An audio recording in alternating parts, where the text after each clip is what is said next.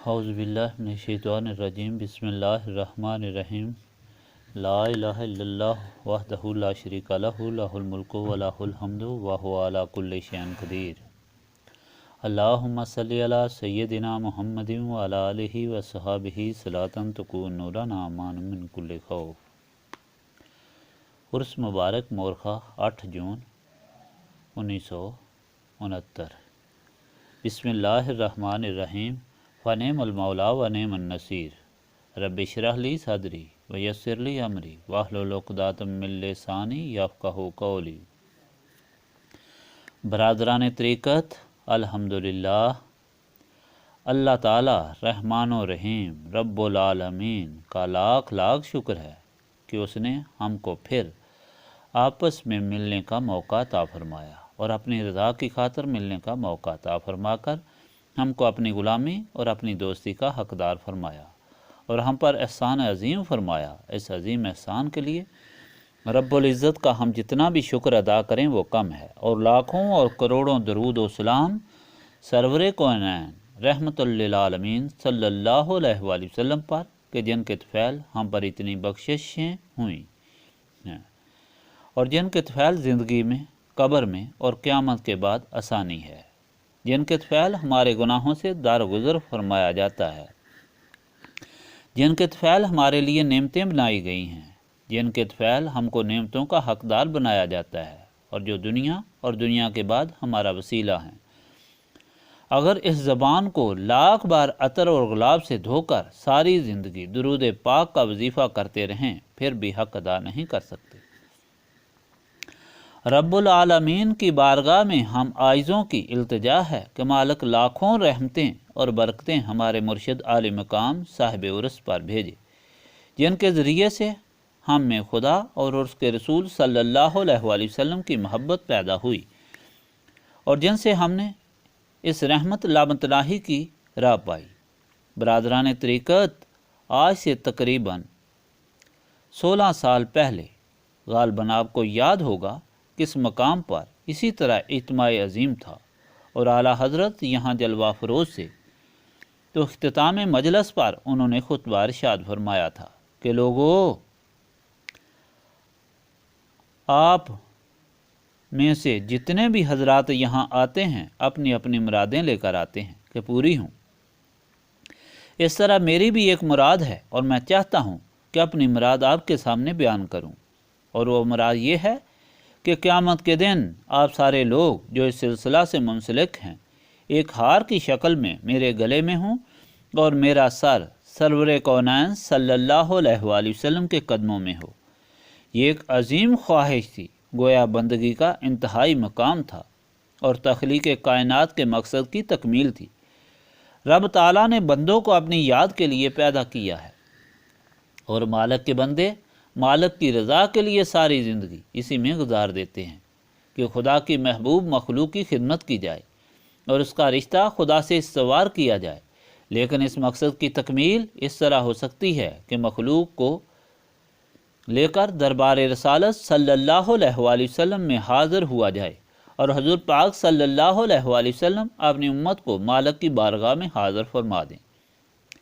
اس لحاظ سے حضرت پیر صاحب کے مختصر الفاظ بہت عمیق مطالعہ کے حامل تھے۔ برادران طریقت، درویشی اور اس سلسلے کا یہ اصول ہے، بقول فرید الدین عطار، اگر تو ذات پیر را کر دی قبول، ہم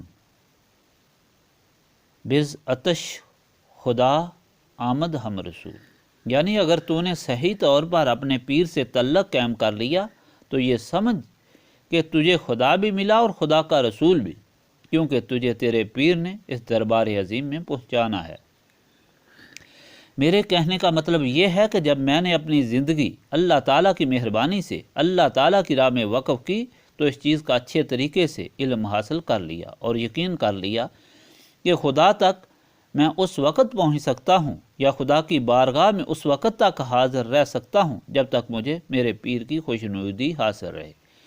چانچہ وہ زندگی جو اللہ تعالیٰ کی راہ میں وقف کی اس طرح گزارنے کا پروگرام بنایا کہ ہر لحظہ اور ہر لمحہ اپنے مرشد کی غلامی میں گزرے اور اس طرح ان کی خوشنودی حاصل رہے، کیونکہ یہی خدا تک پہنچنے کا ذریعہ ہے۔ کیونکہ حضرت پیر صاحب رحمۃ اللہ علیہ کی یہ خواہش تھی کہ مخلوق خدا کو خدا کی بارگاہ میں بے وسیلہ رسول پاک صلی اللہ علیہ وآلہ وسلم حاضر کیا جائے، جس کو انہوں نے نہایت خوبصورتی سے اس طرح ادا کیا کہ میرے گلے میں مخلوق کا ہار ہو اور میرا سر رسول پاک صلی اللہ علیہ وآلہ وسلم کے قدموں میں ہو۔ لہٰذا میں نے اپنے مرشد پاک کی خوشنودی حاصل کرنے کے لیے اس مقصد کی خاطر کوشش کی۔ الحمدللہ لاکھوں بار مالک یوم الدین کا شکر ہے کہ اس نے اس کوشش کو کامیاب کیا، اور آج آپ مالک کی اس مہربانی کا اپنی آنکھوں سے مشاہدہ کر سکتے ہیں کہ خالق کی کتنی مخلوق خالق کی رضا کے لیے یہاں جمع ہوتی ہے۔ برادران طریقت، یہ امر غور طلب ہے کہ وہ مخلوق جو حضرت پیر صاحب رحمۃ اللہ علیہ نے ہار میں پرو کر بارگاہ رسالت میں پیش کرنا ہے، انہیں کس قسم کا ہونا چاہیے؟ جھوٹے موتی اور گندے موتی بھی کوئی غلام اپنے آقا کی بارگاہ میں پیش کرتا ہے؟ پھر تو بجائے خوشنودی حاصل کرنے کے ناراضگی حاصل کرنے کا خطرہ ہے۔ اس لیے میری ساری کوشش یہی ہوتی ہے کہ ہمارے اس سلسلے سے منسلک لوگ صحیح خدا اور رسول صلی اللہ علیہ وآلہ وسلم کی مرضی کے مطابق بن کر گوہر نایاب کی طرح مہتاب بن کر اس مالا میں چمکیں جو حضور کی گردن میں ہوگی۔ آپ سب لوگوں کو اپنی حالت کا جائزہ ہر لحظہ لینا ضروری ہے۔ اپنی حیثیت کو اس موتی کی طرح دیکھنا ہے جو اس میں لگنے والا ہو، جس نے عظیم بادشاہ کی گردن میں پیش ہونا ہے۔ برادران طریقت، یہاں یہ امر قابل ذکر ہے کہ ہماری پاکیزگی، ہماری بلندی، ہماری صحیح بندگی صرف اور صرف رسول پاک صلی اللہ علیہ وآلہ وسلم کے عشق سے مکمل ہو سکتی ہے۔ اگر ہم اپنی اچھائی اور اپنی صفائی کے لیے ساری رات کھڑے ہو کر عبادت کریں اور ہمارے دل میں حضور پاک صلی اللہ علیہ وآلہ وسلم کا عشق نہ ہو اور ہماری توبہ ان کی غلامی میں نہ ہو، تو وہ عبادت ہمارے منہ پر پھینک دی جائے گی۔ نبی پاک صلی اللہ علیہ وآلہ وسلم سے تعلق اور غلامی سے ایک طرف تو ہماری عبادت بارگاہ رب العزت میں قبول ہو کر ہماری نجات کا سبب بن جاتی ہے، تو دوسری طرف ان کا عشق ہماری صفائی کا بہت بڑا ذریعہ ہے۔ عشق ایک آگ کی مانند ہے جس کے جلنے سے سب چیز جل جاتی ہے سوائے اصلی اور حقیقی چیز کے۔ جس طرح سونے کو آگ پر رکھنے سے تمام گندگی الگ ہو کر خالص سونا رہ جاتا ہے، اس طرح حضور پاک صلی اللہ علیہ وآلہ وسلم سے عشق کرنے سے انسان کے تمام عیوب جل جاتے ہیں اور جوہر بندگی باقی رہ کر وہ انسان کامل بن جاتا ہے۔ مولانا روم صاحب نے فرمایا ہے کہ ہر کرا جامع از عشق چاک شد اور ز عیب بو حرص کلی پاک شد۔ برادران طریقت، اس حقیقت کی تاریخ گواہ ہے کہ مالک نے اپنے بندوں کے لیے اپنے تک پہنچنے کا دروازہ مقرر فرمایا ہے، اور جس نے اس دروازے سے باہر ہو کر مالک تک پہنچنے کی کوشش کی تو کی کوشش رائے گاں ہوئی۔ کامیاب وہی ہوا جو صحیح دروازے سے داخل ہوا۔ پیغمبر اس خاطر مبعوث ہوتے رہے اور آخر میں نبی پاک صلی اللہ علیہ وآلہ وسلم کو رحمت للعالمین بنا کر سارے عالم کی نجات کا ذریعہ بنایا۔ حضرت موسیٰ علیہ السلام کے زمانے کا واقعہ ہے۔ ایک فقیر تھا جس نے 70 سال خدا کی عبادت کی اور عبادت ہی میں مشغول تھا۔ حضرت موسیٰ کی جب کفار سے جنگ ہوئی اور کفار کو شکست ہوئی تو کفار بد دل ہو کر جا رہے تھے کہ راستے میں انہیں شیطان آدمی کی شکل میں ملا اور ان لوگوں سے پوچھا کہ آپ لوگ خفا کیوں جا رہے ہو؟ تو انہوں نے واقعہ سنایا۔ اس پر شیطان نے انہیں نصیحت کی کہ تم لوگ کبھی حضرت موسیٰ سے نہیں جیت سکتے، کیونکہ ان کے ساتھ خدا کی مدد ہے۔ صرف ایک طریقے سے جیت سکتے ہو کہ فلاں جگہ میں ایک فقیر ہے، اگر وہ راضی ہو جائے اور تمہارے حق میں خدا کی بارگاہ میں دعا کرے تو پھر تم کامیاب ہو سکتے ہو۔ اور اس فقیر کو راضی کرنے کا صرف ایک ہی طریقہ ہے کہ تم اس کی بیوی کے پاس جاؤ اور مال و زر کے اس کے سامنے ڈھیر لگا دو اور وہ راضی ہو جائے گی اور وہ فقیر کو مجبور کرے گی۔ چنانچہ کفار نے ایسا ہی کیا اور بیوی راضی ہوگی اور اس نے جا کر فقیر کو کہا۔ فقیر نے پہلے تو بہت انکار کیا کہ میں خدا تعالیٰ کے پیغمبر کے خلاف خدا کی بارگاہ میں کیسے دعا کروں؟ آخر بیوی کے اصرار اور اس کی علیحدگی کے خوف سے راضی ہو کر اس نے دعا کر دی، جس کا نتیجہ یہ ہوا کہ دوسرے دن حضرت موسیٰ علیہ السلام کو شکست ہوئی۔ حضرت موسیٰ بہت خفا ہوئے اور کوہ طور پر جا کر عرض کی، یا اللہ تعالیٰ مجھے شکست کیوں ہوئی؟ خدا نے حال سے واقف فرمایا۔ حضرت موسیٰ سجدے میں گر گئے اور کہا کہ یا اللہ، اس وقت سر اٹھاؤں گا کہ جس وقت تو بلم ابن باور کے دل سے اسم ذات اٹھائے گا اور اس کو مردود فرما دے گا، جس نے تیرے دین کی شکست کے لیے دعا کی۔ چنانچہ مالک الملک نے حضرت موسیٰ کی دعا قبول کی اور ایسا ہی ہوا۔ ادھر بلم ابن باور کو اپنی حالت کا علم ہو گیا اور پریشان ہو گیا اور سجدے میں گر گیا کہ یا اللہ، 70 سال تیری عبادت کی اور آخر مردود ہو گیا ہوں، اس کا کوئی بدلہ تو مجھے ملے۔ حکم ہوا کہ جا، بدلے میں تجھے 3 دعائیں دی جاتی ہیں، جس چیز کے لیے کرے گا وہ ہو جائے گی۔ خوشی خوشی گھر واپس آیا اور بیوی کو بتایا۔ اس کی بیوی نے کہا کہ پہلی دعا تو میرے لیے کریں کہ میں سارے جہان سے خوبصورت ہو جاؤں۔ بلعم ابن باور کو یہ خیال ہوا کہ اس کے لیے مردود ہوا ہوں، اگر یہ خوبصورت ہو جائے تو اچھا ہے۔ چنانچہ اس نے دعا کی اور وہ عورت واقعی خوبصورت ہو گئی۔ جب وہ خوبصورت ہو گئی تو تھوڑے ہی عرصے بعد اس کی خوبصورتی کی خبر سارے علاقے میں پھیل گئی۔ بڑے بڑے لوگوں کے دل میں یہ خواہش ہوئی کہ اس سے شادی کر لیں، اور ادھر اس عورت کے دل میں یہ خیال ہوا کہ یہ فقیر بوڑھا ہے، لہذا مجھے اب کسی راجے مہاراجے سے شادی کر لینی چاہیے۔ چنانچہ اس نے فقیر کا خیال اور پرواہ چھوڑ دی۔ بلم ابن باور کو اس بات پر غصہ آیا اور اس نے غصے میں دوسری دعا یہ کر دی کہ یا اللہ، اس عورت کی شکل خنزیر کی بنا دے جس نے میرے ساتھ بے وفائی کی۔ چنانچہ ایسا ہو گیا۔ ادھر 2 دعائیں ختم ہو گئیں۔ اب فقیر کے لیے مصیبت بن گئی۔ سارا دن اور ساری رات اس کے بچے روتے اور وہ شکل بد ادھر ادھر پھرتی۔ آخر تنگ آ کر بلم ابن باور نے دعا کی، یا اللہ، یہ پہلے کی طرح عورت بن جائے۔ چنانچہ ویسے ہی ہو گیا۔ دعائیں بھی ختم ہو گئیں اور وہ مردود کا مردود ہی رہا۔ برادران طریقت، آپ خود اندازہ لگا لیں کہ اس کی عبادت اس کو کیا فائدہ دے سکی۔ بغیر رہبر کے، بغیر موسیٰ کی تابعداری کے اس کی 70 سالہ زندگی بیکار ہو گئی، اور خدا کی ناراضگی کے بغیر اس کو کچھ حاصل نہ ہوا۔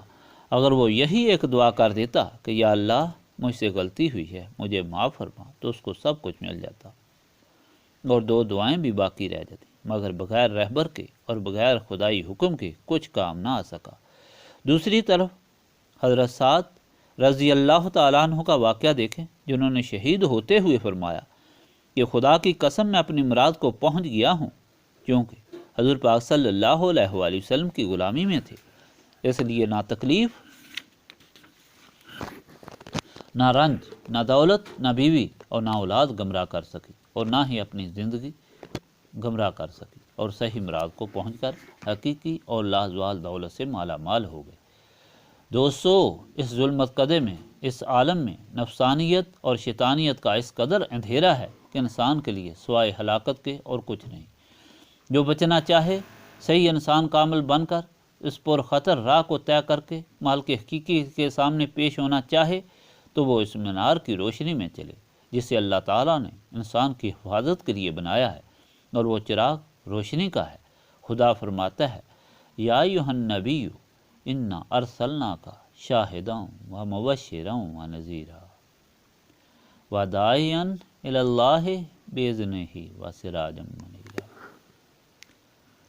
یعنی حضور پاک صلی اللہ علیہ وآلہ وسلم کو مالک نے جہاں ساری دنیا پر شاہد بنایا، ساری دنیا کو صحیح انعامات سے باخبر کر کے خوشخبری سنانے والا بنایا، اور جہاں اس راہ سے دور ہٹ کر ہلاک ہونے سے ڈرانے والا بنایا، وہاں ان لوگوں کے لیے جو ایمان لے آئے، اللہ تعالیٰ کے عذاب سے ڈر گئے اور انعامات خداوندی کی خوشخبری سن کر ان کو حاصل کرنے کے لیے اللہ تعالیٰ تک پہنچے، تو ان کے لیے روشنی کا مینار بھی بنایا، تاکہ تمام پر خطر راستوں سے کامیاب نکل کر اس مقام میں پہنچ جائیں جو انسانیت ہے۔